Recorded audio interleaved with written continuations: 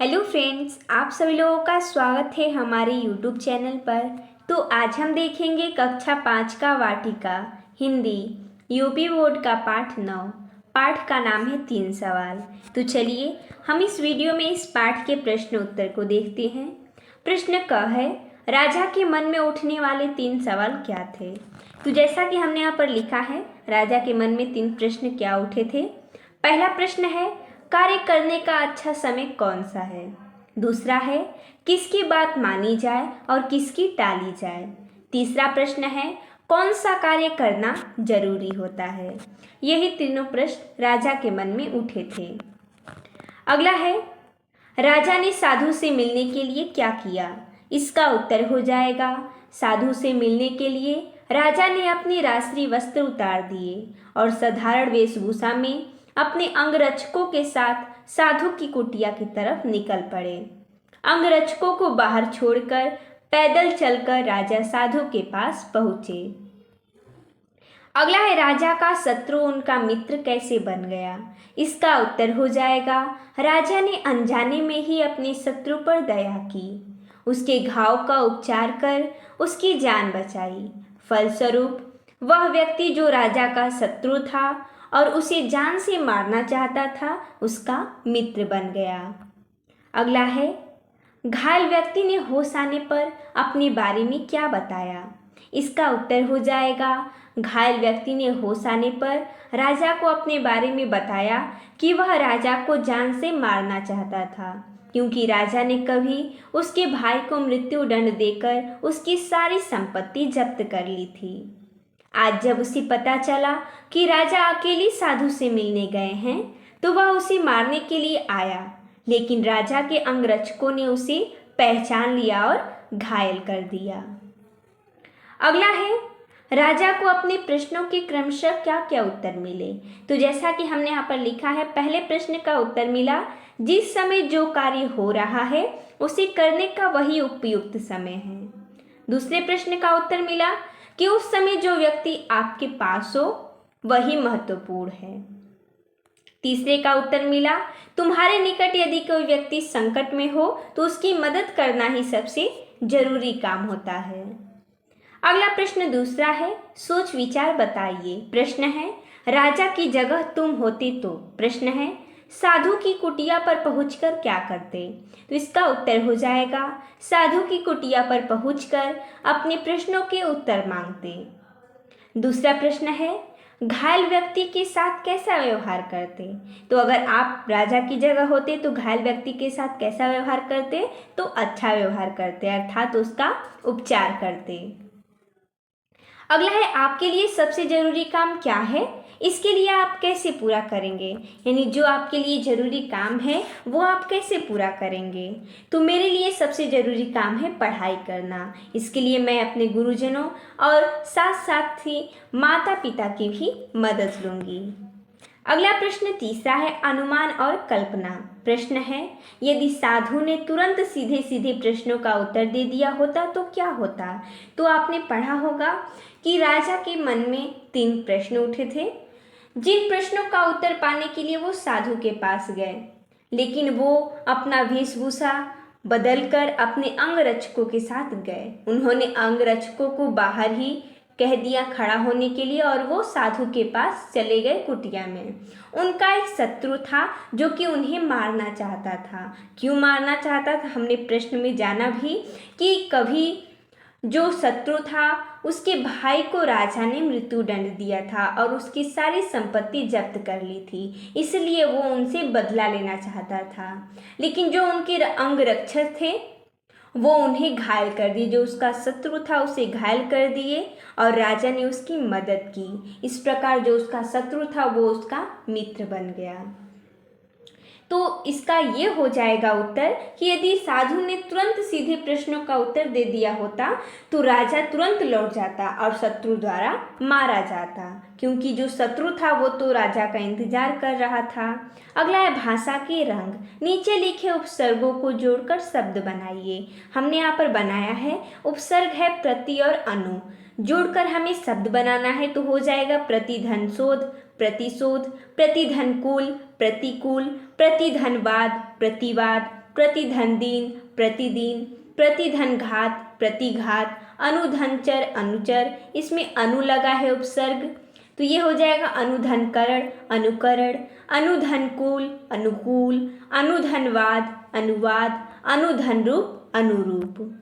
अगला देखते हैं, नीचे लिखे अनुच्छेद में उचित स्थान पर विराम चिन्हों का प्रयोग कीजिए। यहाँ पर अनुच्छेद दिया गया है कि सारे उत्तर अलग अलग थे, राजा को एक भी उत्तर सही नहीं लगा। वह साधु के पास गया, उसने देखा साधु बड़ी लगन से जमीन खोद रहे हैं। पास जाकर राजा ने कहा, मैं आपके पास अपने प्रश्नों के उत्तर पाने की आशा में आया हूँ। मेरा पहला प्रश्न है, किसी कार्य को शुरू करने का सही समय कौन सा है। तो ये एक अनुच्छेद दिया गया है, हमें इसमें उचित स्थान पर विराम चिन्हों का प्रयोग करना है। तो हमने यहाँ पर किया है, सारे उत्तर अलग अलग थे। यहाँ पर एक वाक्य समाप्त होता है तो हम यहाँ पर विराम चिन्ह का प्रयोग करेंगे। राजा को एक भी उत्तर सही नहीं लगा, यहाँ पर भी वाक्य कंप्लीट होता है तो विराम चिन्ह करेंगे। वह साधु के पास गया, यहाँ पर भी एक वाक्य कंप्लीट होता है, विराम चिन्ह लगा देंगे। उसने देखा साधु बड़ी लगन से जमीन खोद रहे हैं, यहाँ पर भी एक वाक्य कंप्लीट हुआ तो विराम चिन्ह लगा देंगे। पास जाकर राजा ने कहा, यहाँ पर देखिए जब कोई संवाद कहता है तो उसे कमा इन्वर्टेड कमा में लिखते हैं, यानी कि ये इंग्लिश है, कमा इन्वर्टेड कमा बोलते हैं इसको इंग्लिश में। मैं आपके पास अपने प्रश्नों के उत्तर पाने की आशा में आया हूँ, यहाँ पर एक वाक्य कंप्लीट होता है तो यहाँ पर हम विराम चिन्ह लगा देंगे। मेरा पहला प्रश्न है, किसी कार्य को शुरू करने का सही समय कौन सा है। कौन सा है यानी कि प्रश्नवाचक वाक्य आ गया, तो यहाँ पर प्रश्न चिन्ह जो हमने यहाँ पर लगा देंगे, हम यहाँ पर प्रश्नवाचक चिन्ह। अगला स्तंभ क में उपसर्ग तथा स्तंभ ख में शब्द दिए गए हैं, जोड़कर सार्थक शब्द बनाइए। तो जैसा कि हमने यहाँ पर जोड़कर बनाया है, आधन जीवन आजीवन, अवधन गुण अवगुण, अपधन हरण अपहरण, निर्धन बल निर्बल, निर्धन मल निर्मल, यहाँ पर हलंत लगा है यानी कि आधार है, निर्धन आदर निरादर, सुधन लेख सुलेख, सुधन गम सुगम, अपधन मान अपमान, अपधन यश अपयश, अवधन तार अवतार, आधन गमन आगमन, निर्धन दोष निर्दोष, आधन हार आहार, प्राधन ख्यात, ये हो जाएगा प्रख्यात, और सुधन पुत्र सुपुत्र। अगला है, दिए गए शब्दों के समानार्थक शब्दों को अक्षर जाल से खोजिए, इन्हें ऊपर से नीचे तक बाएं से दाएं ढूंढ सकते हैं। तो आप यहाँ पर देख सकते हैं, हमने यहाँ पर ढूंढा है, ये हो जाएगा पावक। ये सब समानार्थक अर्थात पर्यायवाची शब्द हैं। घोड़ा, रसाल, कमल, गगन, नीर, नभ, अंबर, तारापति, जनक, पंकज, आगे हो जाएगा जलद, और नीचे हमने यहाँ पर इसका समानार्थी शब्द भी लिखा है। चंद्रमा का हो जाएगा तारापति, अग्नि पावक, अश्व घोड़ा, आकाश का नभ अंबर, आम का रसाल, मनुष्य का जन, पानी का नीर, कमल का पंकज, सोना का कनक, पीता का जनक, और बागल का मेघ हो जाएगा। अगला है, विभा का काम देखकर माँ का चेहरा खुशी से खिल उठा। खुशी से खिल उठा मुहावरा है। मुहावरों के प्रयोग से भाषा सुंदर बन जाती है और पढ़ने वाले को आनंद आता है। रिक्त स्थानों पर उचित मुहावरों का प्रयोग कीजिए।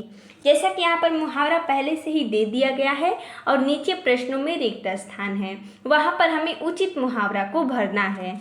तो दिया गया यहाँ पर कि घोड़े बेचकर सोना, हाथ पाँव फूलना, दांतों तले उंगली दबाना, सिर पर पैर रखकर भागना, पेट में चूहे कूदना।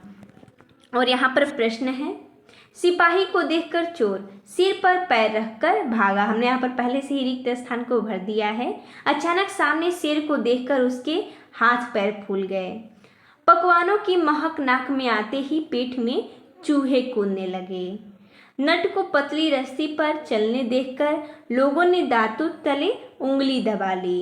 परीक्षा समाप्ति के दिन वह घोड़े बेचकर सो गया। अगला नीचे दिए गए वाक्यों में से संज्ञा, सर्वनाम, विशेषण, क्रिया विशेषण शब्दों को छांटकर निर्धारित खानों में लिखिए। तो जैसा कि दिया गया है, रसोइये ने अपनी मैली धोती नहीं बदली। क्या आप मेरी बड़ी बहन से मिली हैं? जो परिश्रम करेगा वही मीठे फल खाएगा। वह धीरे धीरे नदी के किनारे पहुंचा। छोटा बच्चा जोर जोर से चिल्लाने लगा। तो यहाँ पर कुछ वाक्य दिए गए हैं। इन वाक्यों में हमें संज्ञा, सर्वनाम, विशेषण, क्रिया विशेषण छांटकर यहाँ पर खाना दिया गया है, वर्ग बनाया गया है, इसी में भरना है। तो जो रोशनिया है ये संज्ञा हो जाएगा, अपनी सर्वनाम हो जाएगा, विशेषण हो जाएगा मैली और क्रिया हो जाएगा बदली। इसमें क्रिया विशेषण कुछ नहीं है। इसी प्रकार यहाँ पर आप देख सकते हैं तालिका में हमने यहाँ पर भरा है। एक एक वाक्य में से हमने संज्ञा, सर्वनाम, विशेषण, क्रिया विशेषण छाटा है। तो बहन ये हो जाएगा संज्ञा, मेरी हो जाएगा सर्वनाम, बड़ी है उसकी विशेषता बता रहा है यानी कि ये विशेषण हो जाएगा, मिली है यानी वो क्रिया कर रही है और क्रिया विशेषण इसमें कुछ नहीं है। इसी प्रकार हमने यहाँ पर तालिका को पूरा किया, आप यहाँ पर देख सकते हैं। जिसमें सर्वनाम नहीं है, सर्वनाम की जगह पर खाली है। अगला है प्रश्न 5वां, तुम्हारी कलम से साधु की जीवन शैली पर 5 पंक्तियाँ लिखिए। तो जैसा कि हमने यहाँ पर लिखा है, साधु बहुत ज्ञानी थे, वे कई वर्षों से तप कर रहे थे। साधु केवल साधारण जनों से ही मिलते थे। वे बहुत परिश्रमी थे। राजा को उनके सारे प्रश्नों का उत्तर सीधे न देकर व्यवहारिक अनुभव कराया। किसने? तो साधु जी ने। अगला है अब करने की बारी। पेड़ पौधों के बीच एक झोपड़ी का चित्र बनाइए। तो आप ये स्वयं कीजिएगा। अगला प्रश्न 7वां है, मेरे 2 प्रश्न। तो कहानी के आधार पर हमें 2 प्रश्न बनाने हैं, तो हमने यहाँ पर बनाया है। पहला, साधु किस प्रकार के लोगों से ही मिलते थे? और प्रश्न दूसरा है, क्यारियाँ तैयार करने में साधु की मदद किसने की? अगला प्रश्न 8वां है, इस कहानी से मैंने सीखा और मैं करूँगी। तो मैंने क्या सीखा? तो मैंने सीखा अपने सामने संकट में पड़े आदमी की सहायता करनी चाहिए, और मैं करूँगी तो अपने सामने संकट में पड़े आदमी की सहायता करूँगी। तो देखिए दोस्तों, जैसा कि हमने इस वीडियो में इस पाठ के प्रश्न उत्तर को देखा, तो मिलते हैं तब तक के लिए धन्यवाद दोस्तों।